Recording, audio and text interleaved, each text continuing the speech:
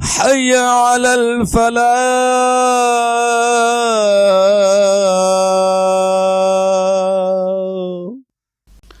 بسم اللہ الرحمن الرحیم. قال اللہ تبارک و تعالی فی الکلام المجید وَإِذَا سَأَلَكَ عِبَادِي عَنِّي فَإِنِّي قریب. عزیزان من، الحسین یوٹیوب چینل کی طرف سے اللہ نواز سعیدی آپ کی خدمت میں حاضر ہے. آج کا ہمارا موضوع گفتگو دعا کے حوالے سے ہے.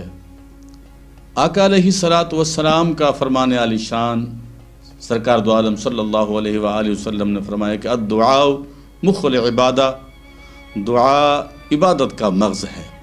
اور جب حضور صلی اللہ علیہ وآلہ وسلم سے پوچھا گیا کہ اللہ تبارک و تعالی یا رسول اللہ صلی اللہ علیہ وآلہ وسلم ہمارے کتنے قریب ہے، تو جبرائیل امین حاضر ہوئے اور رب کعبہ کی طرف سے جواب عطا فرمایا گیا وَإِذَا سَأَلَكَ عِبَادِي عَنِّي فَإِنِّي قریب. اور میرے پیارے آقا کریم علیہ الصلاۃ والسلام کی حدیث پاک سرکار نے فرمایا کہ دعا جو ہے وہ مومن کا ہتھیار ہے. دعا جو ہے وہ مصیبتوں کے مقابلے میں مومن کی حفاظت کرنے والی ایک بہت بہترین عبادت ہے.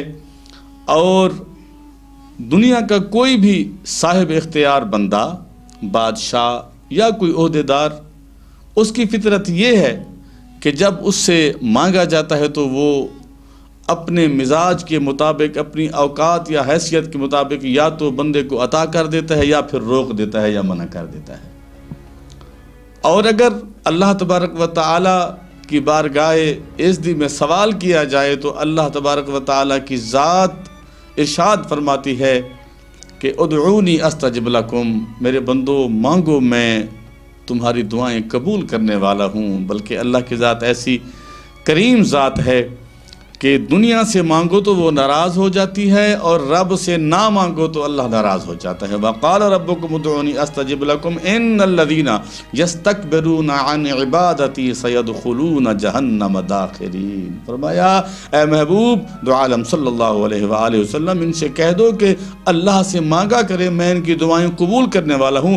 اگر اللہ سے مانگنے میں بخل کریں گے، کنجوسی کریں گے، سستی کریں گے، کاہلی اور سستی کا مظاہرہ کریں گے تو میں اللہ ان کو جہنم میں داخل کر دوں گا. حضرت سلیمان علیہ الصلاۃ والسلام کے دور اقدس میں جب قحط پڑا، خشک سالی ہوئی، عرصہ دراز سے بارش نہ ہوئی، جانور پیاسے مرنے لگے، فصلیں تباہ ہونے لگیں، اللہ کے نبی نے اپنے چاہنے والوں سے، اپنے ماننے والوں کے ساتھ مشورہ کیا کہ اللہ کی بارگاہ میں جا کے دعا کی جائے. تو جناب اعلیٰ جب حضرت سلیمان علیہ الصلاۃ والسلام اللہ تبارک و تعالی کی بارگاہ میں اکٹھے ہو کے دعا کرنے کے لیے گھر سے روانہ ہوئے تو جبرائیل امین حاضر ہوئے اور عرض کی اے نبی اللہ، آپ کی دعا مانگنے کی ضرورت نہیں ہے.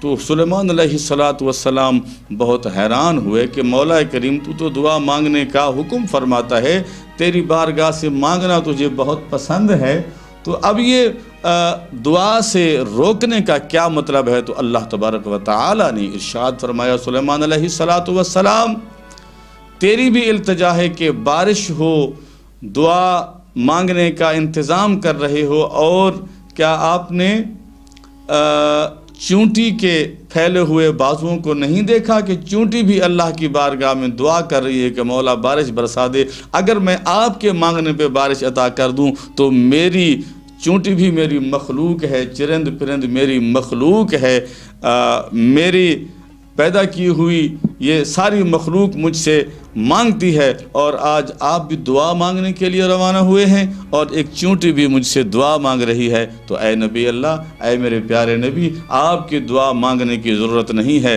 میں نے چونٹی کی دعا سے بارش برسانے کا حکم عطا فرما دیا ہے. تو عزیزان من، دعا ایک ایسی عبادت ہے، اگر حضور علیہ الصلاۃ والسلام کی پاک زندگی کا مطالعہ کیا جائے تو جنگ بدر میں دیکھ لیں کہ آقا علیہ الصلاۃ والسلام ساری رات دعا مانگتے رہے. جب صبح اللہ تبارک و تعالی نے کفار کا سامنا مومنین سے کروائے تو کم من فئۃ قلیلۃ فئۃ کثیرۃ باذن اللہ واللہ مع الصابرین، بے شک کفار سامان حرب میں بھی بہت زیادہ تھے، سامان بھی بہت زیادہ تھا، تعداد بھی بہت زیادہ تھی، لیکن ان کے حصے میں، ان کی قسمت میں اللہ سے دعا مانگنا نہیں تھا، اور اللہ سے دعا مانگنا جو تھا اور اس دعا کی قبولیت کی جو گارنٹی تھی وہ محمد مصطفیٰ صلی اللہ علیہ وآلہ وسلم کے غلاموں کی التجا اور یہ بہترین عبادت دعا ہی تھی۔ تو عزیزان من، آقا علیہ الصلاۃ والسلام کا فرمان عالی شان ہے کہ الدعاء سلاح المومن، دعا جو ہے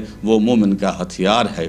اور اس وقت جو پوری دنیا وبا میں پھنسی ہوئی ہے، وبا کا شکار ہے، اور اس وبا سے نکلنے کا بھی بہترین طریقہ اور ذریعہ جو ہے وہ صرف اور صرف اللہ سے دعا مانگنے میں ہے، اور اللہ تبارک و تعالی اپنے بندوں کو کبھی نامراد نہیں لوٹاتا، نا امید اللہ تبارک و تعالی نہیں کرتا۔ شرط یہ ہے کہ دعا کا پروٹوکول ہونا چاہیے، اور دعا کا پروٹوکول یہ ہے کہ اللہ سے جب بھی مانگو، اللہ سے جب بھی مانگو دل کے اندر یہ یقین و ایمان جان کر مانگو کہ اللہ کو میں نے ہی منانا ہے، چاہے مجھ جیسا بیکار بندہ، بیکار سے بیکار بندہ، نکما بندہ بھی یہی سوچ کے بارگاہ الہی میں حاضر ہو اور گڑ گڑا کے معافی مانگے، دعا مانگے۔ ادھر بندے کا پکار کرنا ہوگا، ادھر رب کعبہ کی رحمت عطا ہو جائے گی۔ اللہ تبارک و تعالی ہمیں اپنی بارگاہ میں دل سے دعائیں مانگنے کی توفیق جمیل عطا فرمائے۔ وما علیہ الا البلاغ المبین۔